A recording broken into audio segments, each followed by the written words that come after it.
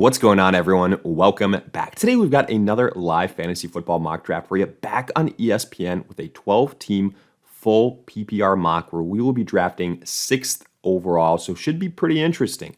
And while we wait for this thing to kick off, a quick reminder, if you enjoy, hit that like button, subscribe, give us a follow on Twitter at AllDayPigskin to continue interacting with us there. Let us hear it in the comment section. Do you agree, disagree, your thoughts on the squad and the picks, along with any other questions you guys might have. We will do our best to answer them all. But with that being said, let's get into it. And the first pick has been made, a little bit anticlimactic because it was an auto pick selection, so it was immediately Justin Jefferson. But the second pick has come in as well. It is Cooper Kupp. And while I don't agree with the first two picks being wide receivers, I do at least appreciate the fact that Cooper Kupp is going ahead of Jamar Chase. That's how I have them in my current rankings. In fact, if you wanted to say that Cooper Kupp should be the top wide receiver ahead of Justin Jefferson, I wouldn't have the biggest problem in the world with that. But either way, let's take a look at what's happened here because the first four picks have been all pass catchers. Justin Jefferson, Cooper Kupp, Jamar Chase, and Travis Kelce. So what that means here is, well, first of all, the love fest that ESPN has with pass catchers in the first round continues, or I should say that the drafters on ESPN have with these pass catchers because they're going blindly by the rankings continues. It means we're going to be able to get Christian McCaffrey 6th overall, which is absolutely bananas. You know, the fact that Christian McCaffrey is dropping outside the top 5 is insane. So here, we're not going to waste any more time. We're going to take Christian McCaffrey 6th overall and what's probably going to be the best value in this entire freaking draft and continue on from there. Because I say this in every single mock draft that we do. Look, you have to take advantage of the values when they come to you. And if people want to go crazy with pass catchers, with things like that, go on these runs, just all right, you're fine. You zig when they zag. Just because the first 4 picks have been pass catchers, don't fall into that trap. Oh, I also have to take a pass catcher, so I'm just going to take, Devontae Adams or Tyreek Hill next. Take the top overall running back. Take an Austin Eckler. Take a Christian McCaffrey. You're going to be just fine. The running back position is not dead. And contrary to popular belief, running backs are still super, super important. So 2023 ain't going to be the year where running backs die. They are still at the top of the positional hierarchy. I believe that. So let's put that to rest here. We got the best value pick in Christian McCaffrey in this entire draft. As far as I'm concerned, or at least up until this point. Afterwards, you see Bijan Robinson, Tyreek Hill, Jonathan Taylor. Derrick Henry goes 10th overall. I don't love that value considering it's full PPR. Then you see Devontae Adams, Saquon Barkley, CeeDee Lamb, Josh Jacobs, and Jalen Waddle ahead of a guy like an Amon-Ra St. Brown or a Garrett Wilson. That's interesting. I was curious when Nick Chubb would be drafted because I'm not going to lie to you. If Nick Chubb made it back to me in the middle of the second round and I was able to start with McCaffrey and Nick Chubb, I would have done that in an instant. But here, instead, I've got another wide receiver, just player in general that I'm very high on. I really like Amon-Ra St. Brown. I'm not going to waste too much time here, and I'm going to go ahead and make that selection. Tony Pollard was also tempting, but we still don't quite 100% know if the Cowboys are going to add another veteran running back or not. That's going to be something that's pretty interesting to monitor until late August, early September. Garrett Wilson went the pick immediately after us, so that is understandable. I would have considered him as well with that Aaron Rodgers upgrade. Something that I like to see here. Chris Olave going with the 9th pick in the second round. I absolutely love Chris Olave this year. And I've been saying it. I'd be fine with him being a late second round selection as opposed to what we've seen otherwise with him being like a middle to even end of the third round pick, depending on the size of your drafts. Hurts me because I would have loved Chris Olave with Amon-Ra St. Brown after the first 3 rounds, but it's okay. No huge issue. We're going to be able to, still put together, I think, a solid trio here after the first 3 rounds. Then we see Tony Pollard, Breece Hall, and Joe Mixon.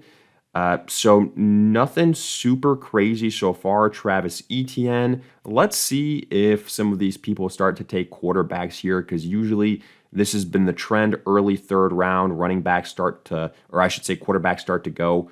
I'm not going to put too much weight into Patrick Mahomes going with the third pick in the third round, because I believe that was an auto pick. So it just went with the highest ranked overall player. And again, that happened to be Patrick Mahomes. So we're just going to look elsewhere here.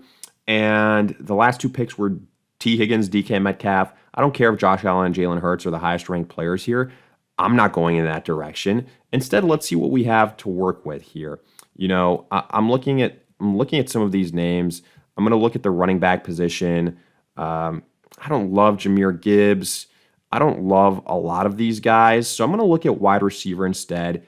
I do like Amari Cooper. I think he's got some pretty nice upside with Deshaun Watson coming back, to hopefully Deshaun Watson of talent-wise what we saw with the Houston Texans. So we went with Amari Cooper. And again, this is the beauty of having drafted Christian McCaffrey in the first round. I'm not absolutely forced to maybe draft a running back right now, where I think there's a bit of a tier break, and we can wait until the 4th round and I think still potentially get one of the guys that we were considering. So, running back wise, I think Miles Sanders or Kenneth Walker are potentially going to be there for us in the 4th round, and that would be pretty good value. After our Amari Cooper selection, we saw Najee Harris, Josh Allen, Jalen Hurts go. So that's all right. I've said this before. I'd much rather just wait until the 5th, 6th round, take a Trevor Lawrence, take a Justin Herbert, and be completely fine, and not pay up a 3rd round draft capital for an Allen or a Jalen Hurts.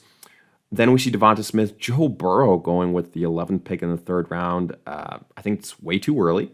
So, yeah, there's a pretty, I would say, significant tier. Well, not super significant, but there is a tier drop between, Allen, Hurts, Mahomes, and the next group of quarterbacks. And in fact, I'd make the case that it's Lamar and Justin Fields afterwards, not even Joe Burrow.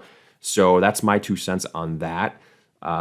And shortly thereafter, Lamar Jackson does go with the first pick in the 4th round. Then TJ Hawkinson, Deebo Samuel, and Aaron Jones. So 2 more picks until our selection.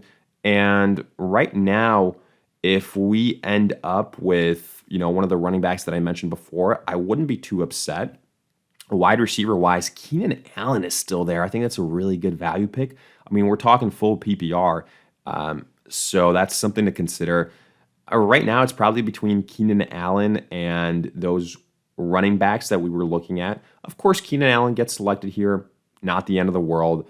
I'm very, very happy to get Miles Sanders here in the middle point of the 4th round. And like I predicted, those group of running backs that we were targeting were available a round later. So we made the right choice in going with that Amari Cooper selection, or I should say, mostly not selecting a running back in that 3rd round, at least one that we didn't love at that ADP.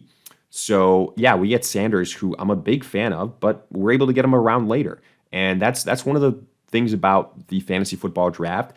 Even though there's some guys that you absolutely love, if you can go ahead and make some calculated decision as far as when you can draft that guy, not overdrafting them by a round too early, then that is how you optimize the drafting experience and the roster building. So I like Miles Sanders there where we got him.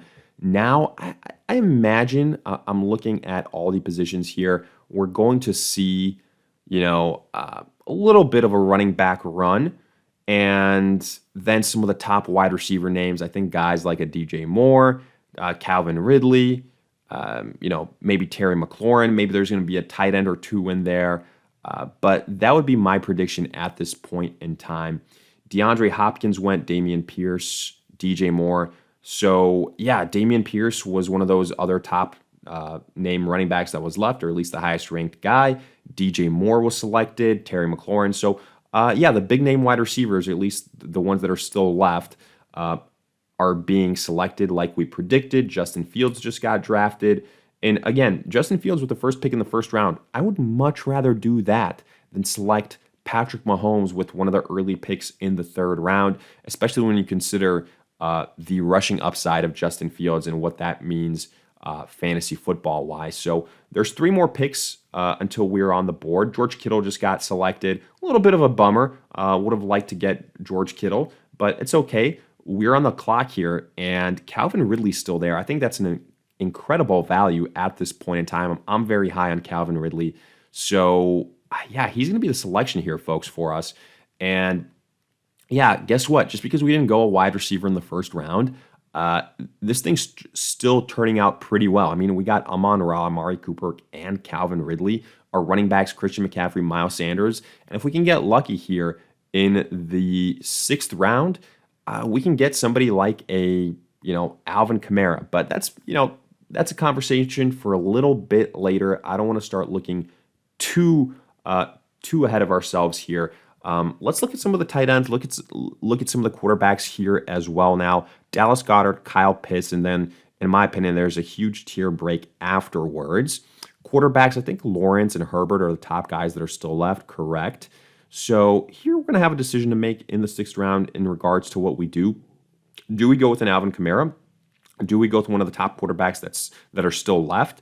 And so let's kind of see what happens with these next 4 selections. Maybe the choice will be made for us. Justin Herbert did get selected, so if Trevor Lawrence is the next pick, we're just going to wait. I actually really like these last 3 picks. Justin Herbert, Marquise Brown, big fan of. If he had dropped to us, he would have also been in consideration, even though he would have been a bench play for us, kind of a depth piece. I think he still would have warranted the selection. Volume-wise, you're going to see a lot of it this year.